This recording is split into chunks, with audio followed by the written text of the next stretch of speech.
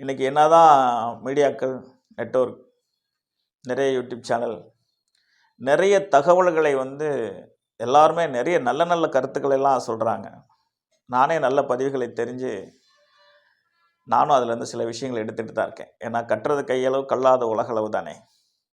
அதனால் அமர்ந்த இடத்தில் இருந்து பணி செய்யக்கூடிய சகோதர சகோதரிகள் இருவருமே, அரசாங்கத்தை சார்ந்தவங்களும் சரி, ஐடி ஃபீல்டில் இருக்கிறவங்களும் சரி, மற்ற எந்த நிலையில் இருந்தாலும் சரி, தயவு செய்து அந்த காலத்தில் அதிகாலையில் 4 to 6 இதுக்குள்ளே எழுந்திரிச்சு விவசாய வேலைக்கு போயிருக்காங்க. ஏதாவது ஒரு வேலையை செஞ்சுட்டு இருந்திருக்காங்க. அப்போது இயற்கையாக அவங்களுக்கு உதவியாக இருந்தது அவங்க ஆரோக்கியமாக வாழ்வதற்கு. இப்போது அந்த உழைப்புங்கிற விஷயம் அல்லது வேர்வை சிந்துற அளவுக்கு உள்ள உழைப்புங்கிறது குறைஞ்சிருச்சு.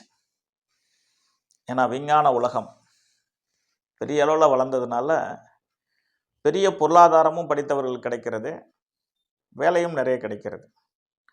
ஆனால் இதையெல்லாம் இவங்க ஒரு 40 வயசுக்கு பிறகு அனுபவிக்க முடியுமா அப்படின்னா நிச்சயமாக இல்லைங்கிறத நான் உணர்ந்தேன் அந்த பையனை பார்த்து.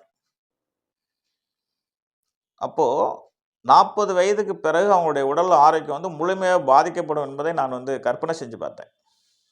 நிச்சயமாக அப்படி தான் நடக்க போகிறது அப்படின்னு.